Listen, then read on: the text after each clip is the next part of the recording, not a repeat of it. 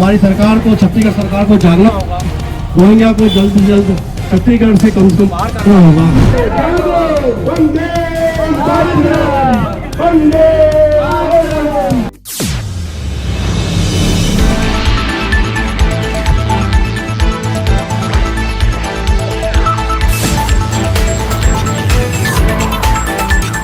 नमस्कार, मैं हूं संजय दुबे और आप देख रहे हैं न्यूज आप तक छत्तीसगढ़। बांग्लादेश में हिंदुओं पर हो रहे लगातार अत्याचार के विरोध में लोगों द्वारा विभिन्न माध्यमों से धरना प्रदर्शन कर मशाल रैली निकाले जाने के साथ साथ केंद्र सरकार तक अपनी मांग पहुंचाई जा रही कि बांग्लादेश से हिंदुओं की सुरक्षित वापसी को लेकर के तत्काल प्रयास किया जाए। इस तरह का धरना प्रदर्शन जो है लगातार विभिन्न भिलाई नगर निगम क्षेत्र के विभिन्न वार्डों में जारी है। लोग सुपेला चौक में एकत्र हो रहे हैं, अपनी मांगे सरकार तक पहुंचा रहे हैं कि जिस तरह से अत्याचार वहां के कट्टरपंथियों द्वारा हिंदुओं पर किया जा रहा है उस पर तत्काल रोक लगवाई जाए, उसके लिए केंद्र सरकार पहल करे। इसी के तहत तालपुरी बी ब्लॉक के रहवासियों द्वारा सुनील चौरसिया के नेतृत्व में मशाल रैली निकाली गई। मशाल समूचे तालपुरी क्षेत्र का भ्रमण किया लोगों द्वारा। इसमें उपस्थित लोगों की प्रमुख एक मांग जो ये रही कि बांग्लादेश से हिंदुओं की सुरक्षित वापसी को लेकर के इनके द्वारा जो अपनी मांगे केंद्र सरकार तक पहुंचाई गई।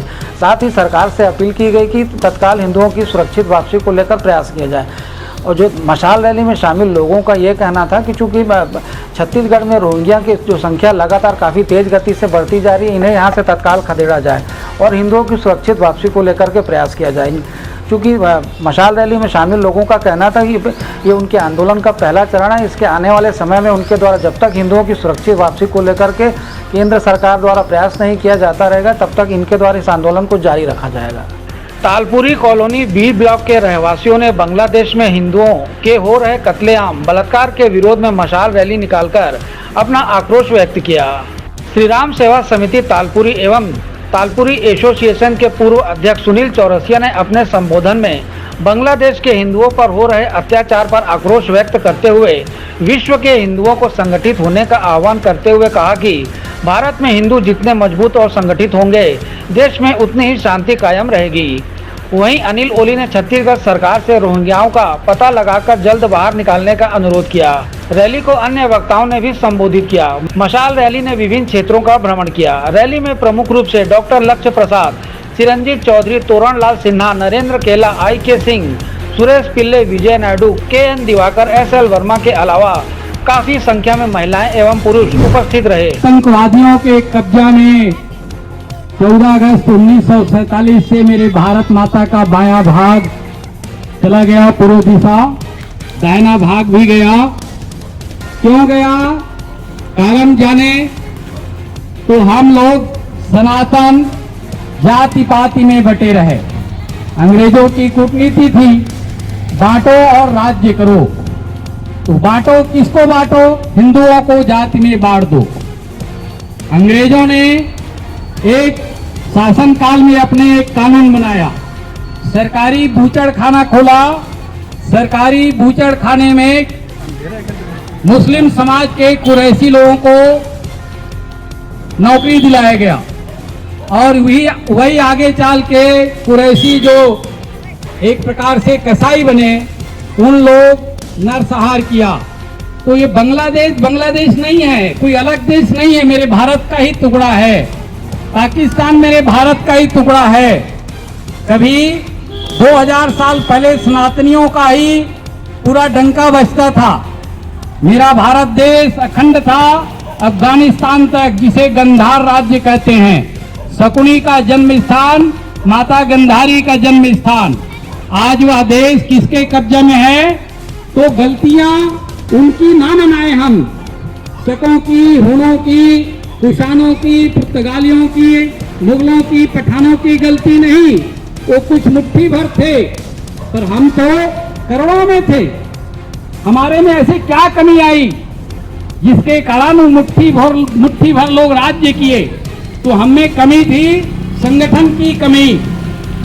वेद वाक्य है, त्रेतायाम मंत्र शक्तिश्च ज्ञान शक्ति कली युगे, द्वापरे युद्ध शक्तिश्च संग शक्ति कलौ युगे। तो सतयुग में ज्ञान शक्ति की प्रधानता थी। जिसके पास ज्ञान शक्ति प्रबल था, उस समाज को, उस संगठन को विजय प्राप्त होती थी। त्रेता युग में मंत्र शक्ति प्रबल था, उसको विजय प्राप्त होता था। द्वापर युग युद्ध शक्ति प्रबल था, उसी को विजय मिलती थी। पर कलयुग में कहा गया है संघ शक्ति कलयुगे, तो कलयुग में संगठन शक्ति ही प्रबल है। जिसके पास संगठन रहेगा। अब बांग्लादेश जो हमारे भारत का टुकड़ा है, हम वर्तमान ही देखें, भूतकाल से शिक्षा ले, वर्तमान को संवारे, तभी हमारा भविष्य सुरक्षित रहेगा। हमारा भविष्य हमारे बाल गोपाल है। ये क्या चोटी रख पाएंगे, माताओं की मांग में सिंदूर रह पाएगी, तो इसकी चिंतन करना है। हमारे बागेश्वर बाबा जी का भी व्हाट्सएप में आ रहा है, एक व्यक्ति कुत्ते पर पत्थर फेंकता है, कुत्ता डर के भाग जाता है। वही व्यक्ति मधुमक्खी के छत्ता पर पत्थर फेंकता है, व्यक्ति को भागना पड़ता है। कमजोर मधुमक्खी पर भाव क्या है, संगठन। संघे शक्ति कलौ युगे, तो संगठन शक्ति के कारण मधुमक्खी से व्यक्ति को भागना पड़ता है। तो कमी वही है, हमें संगठन नहीं है। करोड़ों तो हैं हम, वहां भी करोड़ों हैं बांग्लादेश में हमारे बंधु भगिनी, पर संगठन शक्ति नहीं है। संगठन शक्ति में कुछ मुट्ठी भर लोग, 2.5% लोग अराजकता बंगाल में पैदा किए, बांग्लादेश के भूभाग में। इतिहास में देखें, 47 में देखें, 48 में देखें, अफगानिस्तान ऐसे नहीं बना। हमें अपने धर्म के प्रति गौरव होना चाहिए, अपनी मानबिंदु, अपने संत साहित्यों पर निष्ठा होनी चाहिए। हमारे मानबिंदु भी सुरक्षित रहे क्या? पूर्व काल में कितने विश्वविद्यालय थे, कितने गुरुकुल थे? 5,83,000 गुरुकुल थे, प्रत्येक गांव में गुरुकुल था। मैकाले ने, मैक्स मुलर ने, मैक्स वेल ने हमारी शिक्षा पद्धति, जिसके कारण हम संगठित रह सकते थे, हम अपनी भेदों को भूल सकते थे, तो हमको उनसे दूर किया। और हम संगठन के कारण ही तो हमको संगठित होना है। यह हम एक दिन की बात नहीं है, राष्ट्रीय भावना या सनातन भावना, संगठन की भावना। केवल एक दिन हम मसाल जला लिए, 15 अगस्त, 26 जनवरी, 2 अक्टूबर को राष्ट्रीय ध्वज फहरा लिए, इससे संगठन नहीं बनेगा। और अस्त्र शस्त्र रखना पड़ेगा हमको। हमारे देवी देवताओं, चाहे अष्टभुजा दुर्गा हो, चतुर्भुज विष्णु हो, चाहे कितने भुजा वाले देवी देवता हो, एक हाथ ही वरद का रहता है, एक हाथ में ही साहित्य रहता है, शास्त्र रहता है, बाकी हाथों में शस्त्र रहता है। तो शस्त्रों की संख्या बढ़ाना है, तभी शास्त्र सुरक्षित रहेगा। शास्त्र ने आपका महाभारत, आपका गीता, आपका उपनिषद, आपकी परंपराएं, आपकी सभ्यताएं, आपके पूजा स्थल सुरक्षित रहेंगे। तो इसके लिए ज्यादा से ज्यादा हाथों में शस्त्र रखना है। तो इस तरह की लेटेस्ट खबरों के लिए बने रहिए न्यूज़ आप तक छत्तीसगढ़ के साथ। यदि समाचार आपको पसंद आए तो इससे निश्चित रूप से लाइक करिए, शेयर करिए और सब्सक्राइब भी करिए।